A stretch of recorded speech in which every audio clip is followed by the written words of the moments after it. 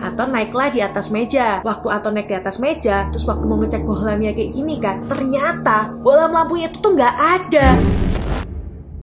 Hai, apa kabar semua? Hari ini aku mau buat segmen baru nih, namanya Mirror, Misteri Horor. Jadi, kalau kalian punya cerita misteri atau cerita-cerita seram dan mau aku bacain, silahkan kirim email di sini ya. Nah, cerita pertama ini aku dapetin dari teman aku yang punya kenalan namanya Anton. Anton itu punya pengalaman seram waktu kerja sambilan di sekolah. Jadi ceritanya nih, waktu lulus SMK, Anton itu kan lagi cari kerja ya. Tahu sendirilah, cari kerja zaman sekarang tuh susah banget. Jadi dia tuh terima kerja sambilan apa aja. Jadi SPB, jadi tukang parkir, sampai sambilan jadi satpam pengganti waktu liburan sekolah. Awalnya ya, waktu jadi satpam itu tuh sama sekali nggak ada masalah. Apalagi Anton itu ditemanin sama satpam senior di sana namanya Pak Budi. Tapi suatu hari Pak Budi itu bilang ke Anton kalau misalnya dia tuh izin sakit dan nggak bisa ikut jaga di sekolah. Alhasil Anton harus jaga sendirian. Bagi Anton sih nggak masalah ya, karena dia kan bakal dapat uang makan double. Terus sekolah tempat Anton kerja itu tuh juga nggak serem. Dia tuh bangunan baru, masih bagus, bersih dan terawat. Sama sekali tuh nggak ada kesan-kesan horornya ya. Hari itu jam 5 sore Anton sudah tiba di sekolah. Lalu setelah absen, Anton langsung mengecek keadaan sekitar. Dan biasanya hal ini tuh dilakukan 3 kali sehari, jam 5 sore, jam 10 malam, dan juga jam 4 pagi. Waktu pengecekan pertama, Anton tuh sama sekali nggak merasakan ada sesuatu yang janggal. Apalagi saat itu, guru-guru tuh masih ada di sekolah untuk melakukan rapat untuk siswa kelas 3 ujian nanti. Namun, sekitar jam 8 malam, waktu Anton melihat ke atas gedung sekolah, dia tuh melihat salah satu ruangan di lantai 3 itu tuh lampunya nyala. Terus Anton mikir dong, apa mungkin masih ada guru yang belum pulang? Jadi dia memutuskan untuk mengecek ruangan tersebut. Oh iya, sedikit informasi ya. Jadi tempat gedung Anton kerja itu, gedungnya itu tuh otomatis jam 6 sore lampunya itu tuh dimatikan. Jadi waktu shift kedua, waktu pengecekan, Anton tuh harus menggunakan senter sebagai penerangnya. Biasanya nih, Anton tuh nggak ngerasa takut karena kan ada Pak Budi yang nemanin dirinya. Jadi sambil ngecek, mereka tuh biasanya tuh sambil ngobrol. Tapi hari ini, Anton tuh seorang diri di gedung yang seluas ini. Jantung Anton tuh langsung kayak deg-deg kayak ketakutan gitu kan. Tapi dia mikir kan, dia kan harus bertanggung jawab. Jadi mau nggak mau, Anton tuh memutuskan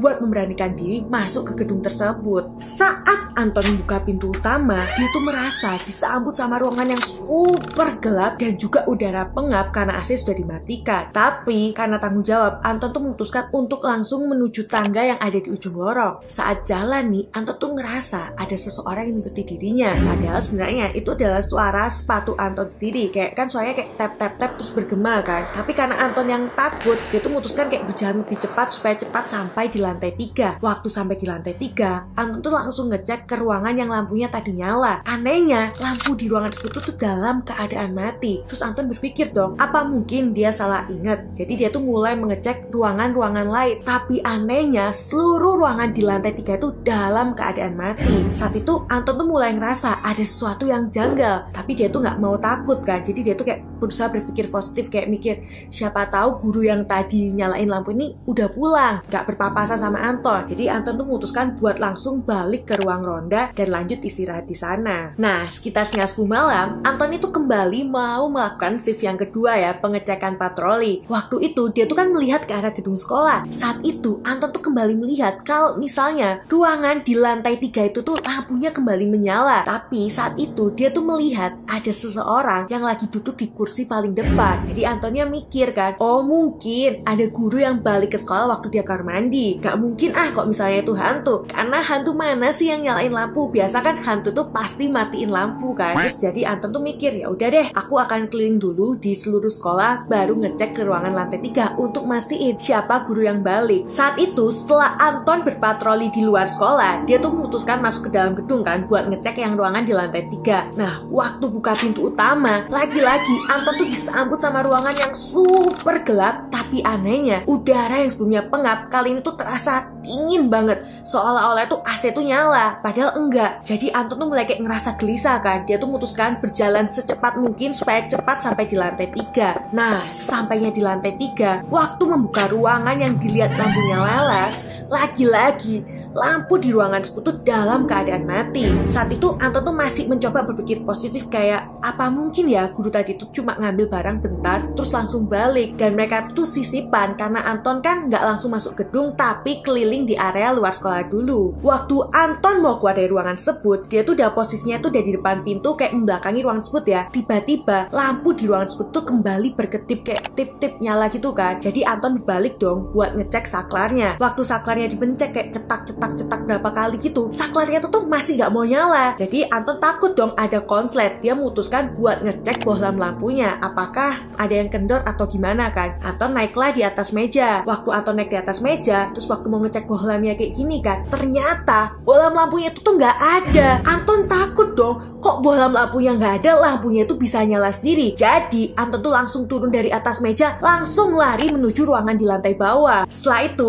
Anton kan memutuskan lari. Waktu sampai di tangga, di tikungan antara lantai 3 dan 2, jadi tangganya itu kan bentuknya berputar-putar ya. Di antara tikungan lantai 3 dan 2, Anton tuh melihat ada seorang murid wanita pakai seragam lengkap. Itu tuh lagi berdiri menghadap tembok. Anton yakin 100% kok misalnya itu bukan manusia. Lagian murid mana yang datang ke sekolah malam-malam masih pakai baju lengkap? Jadi pastilah itu bukan manusia kan. Nah, karena Anton takut tapi dia tuh mau keluar dari gedung itu secepatnya. Jadi dia memutuskan kalau dia tuh nggak mau melewati tikungan tersebut, tapi loncat dari samping tangga yang antara lantai 3 dan 2. Nah, waktu loncat nih, kan keadaannya gelap banget ya. Jadi Anton tuh tanpa sengaja tuh kakinya terkilir. Tapi dia karena takut, dia tuh memutuskan buat tetap lari secepatnya supaya cepet sampai di lantai 1. Nah, lagi-lagi nih, di tikungan tangga antara lantai 2 dan 1, Anton tuh kembali melihat hantu wanita tadi yang pakai seragam lengkap. Waduh, kata Anton, kakinya kan lagi sakit ya, tapi dia tuh mau lari secepatnya. Jadi walaupun kakinya sakit, Anton tuh memutuskan buat lagi-lagi loncat dari lantai antara lantai 2 dan 1. Yang penting bagi Anton saat itu, dia tuh bisa keluar dari gedung ini secepatnya. Anton kan udah berhasil nih sampai di lantai 1. Tugas dia tuh tinggal satu sekarang, lari secepatnya menuju pintu depan. Jadi Anton lari dong secepatnya. Waktu dia lagi lari nih, dia tuh tanpa sengaja tuh melihat ke samping di salah satu ruangan kelas. Jadi kan ruangan kelas itu kan ada dari kaca ya. Nah, dari kaca tersebut Anton tuh melihat di pantulannya kalau di sampingnya itu ada hantu wanita yang tadi dilihatnya di atas tangga. Saat itu juga karena kaget, Anton tuh langsung nggak sadarkan diri. Dan besoknya Anton tuh dibangunkan oleh Pak Mamet, satpam yang jaga pagi. Nah, Anton cerita dong sama Pak Mamet apa yang dialami dari lampu bohlam yang nyala sendiri padahal bohlamnya nggak ada. Terus hawa yang sebelumnya tuh sumpek panas tuh mendadak jadi dingin, dan juga melihat penampakan hantu wanita. Di situ Pak Mamet tuh nggak kelihatan kaget atau nggak percaya sama Anton, tapi dia tuh justru bilang kayak gini ya, kalau misalnya satpam malam tuh emang sering dapatkan berbagai macam gangguan dan melihat penampakan hantu wanita anak sekolah tadi. Nah, itu dia pengalaman Anton diganggu hantu di sekolah. Kalau di sekolah kalian sendiri ada cerita seram apa sih? Coba kasih tahu di kolom komentar ya. Akhir kata, sampai jumpa di video selanjutnya. Bye bye.